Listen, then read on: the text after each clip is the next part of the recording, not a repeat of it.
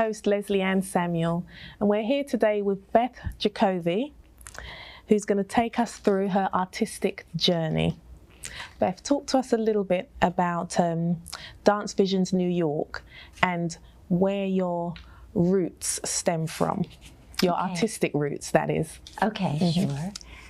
So Dance Visions New York is a company I began as Dance Visions in 1990. Okay. So it's been around a while. We do both the authentic Isadora Duncan work, the repertory, and the technique as passed on to by my mentors.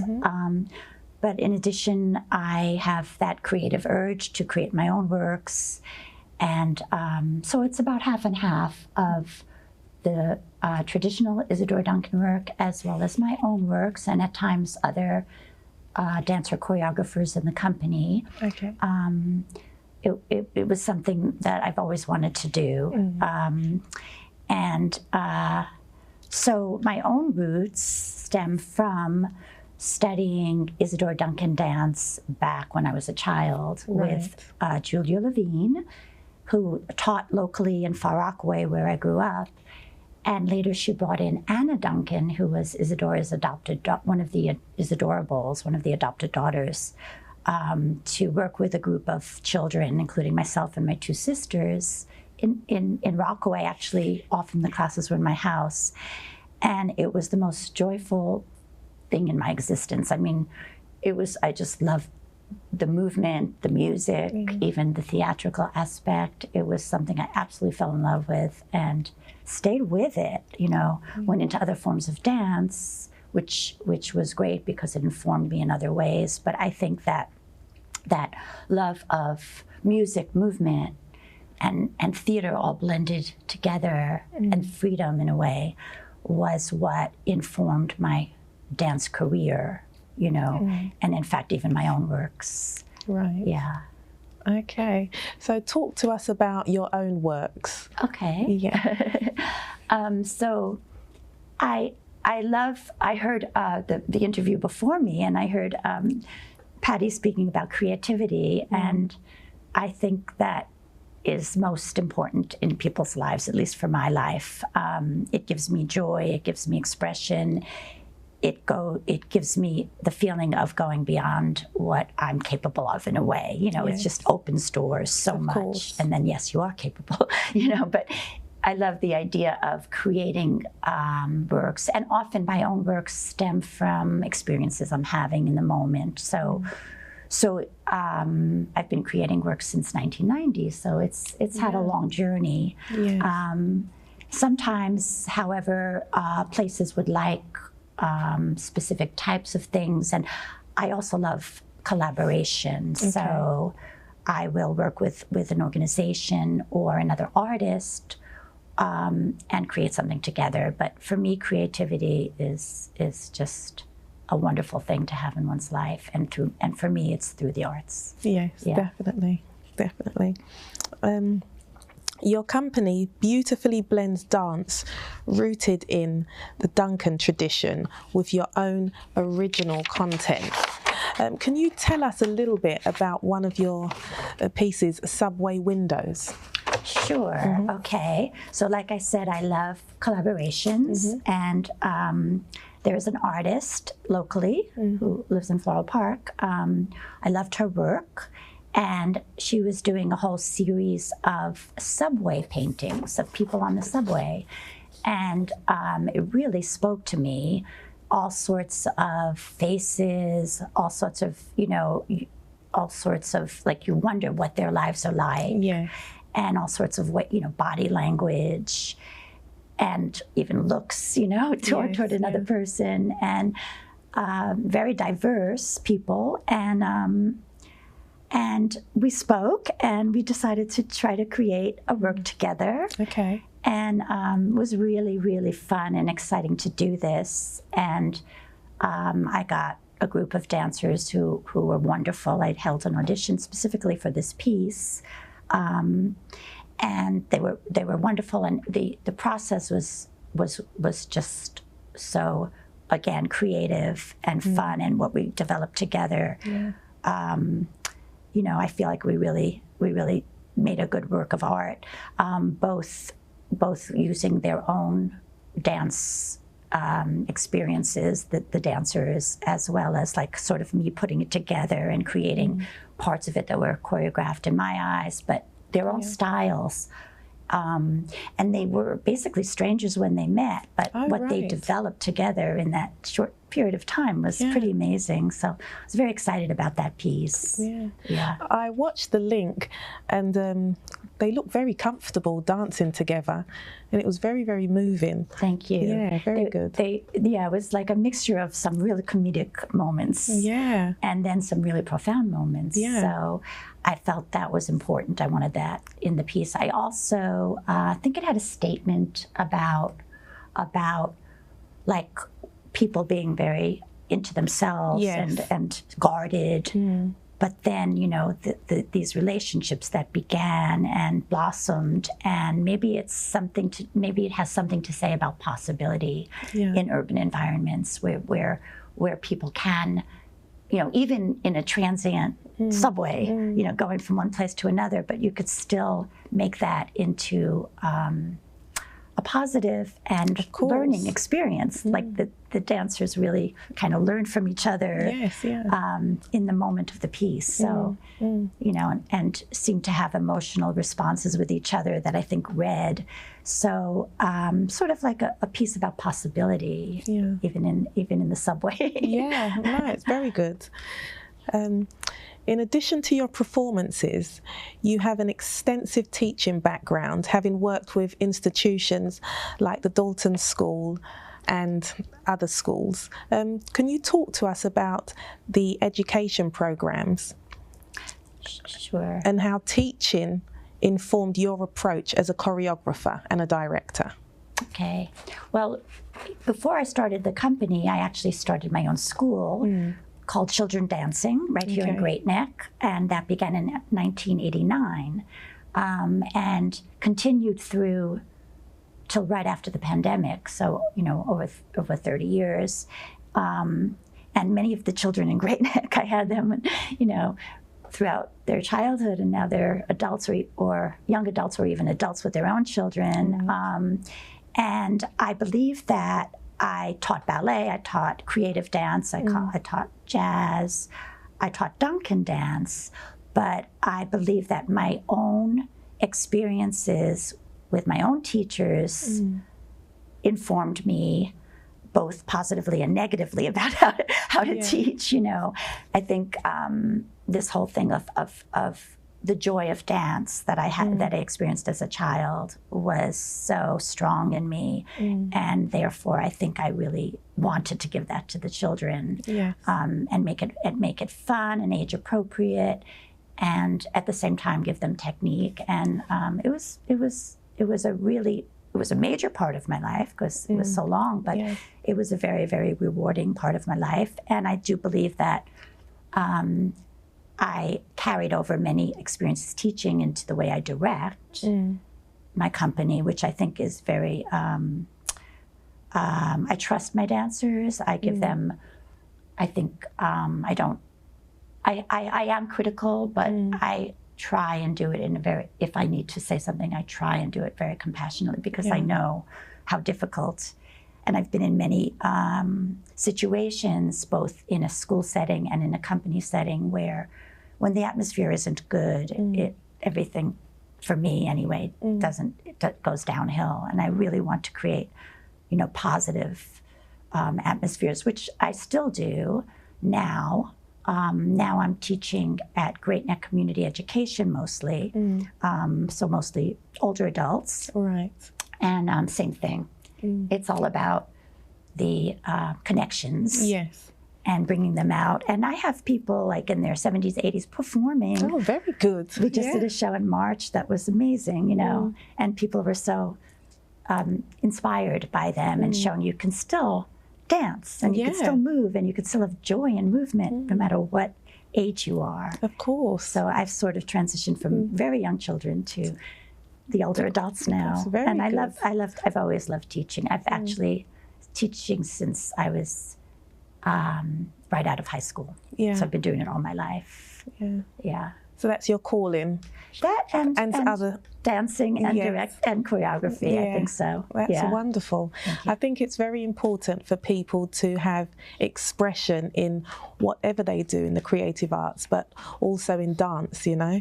Absolutely. That's certainly the way I feel, because there are so many technicians or people that think, you know, just working on 17 turns or getting their leg up to, which of course is lovely to have, you know, because it adds something, but the core is not that.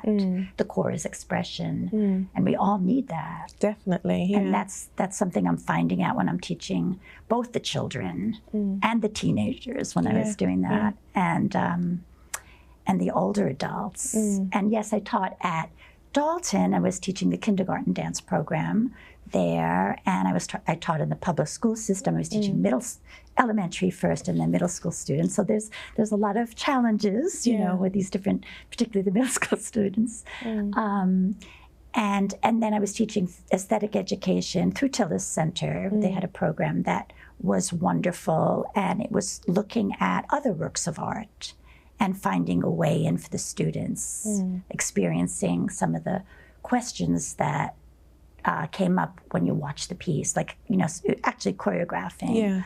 And then they would see the show at Tillis Center, and it was a really great program. They still have education there, arts and education program at Tillis. And I'm sure the more mature students that you have, they must have a lot of expression, because obviously they've gone through various different challenges throughout their life. Some of them have probably kept it in, some of the more distressing emotional experiences that they've had. So I'm sure their expression comes out a lot bolder. You are totally than right. others. Totally right. As we get older, we do have so many things we've experienced in our lives, some of them pleasant and some of them much, much more challenging. And even in classes, it's amazing to see the faces and the expressive qualities that come out. And it's a real joy, and I'm very happy to be a part of that. That's wonderful. That's wonderful. Since the pandemic, many artists have adapted to offering classes online. How has the shift to virtual platforms influenced your teaching and your ability to reach students and audiences? Okay. So yes, during the pandemic, I did teach online. I taught my ballet classes. I didn't teach the young children because it was not going to work online. I felt I was teaching my Nicholas exercise class, a body conditioning class for adults, and that worked it out. And I also gave Duncan classes, Isadora Duncan classes, which was great because it was with international people. You know, I was able to reach people in different countries, different time zones.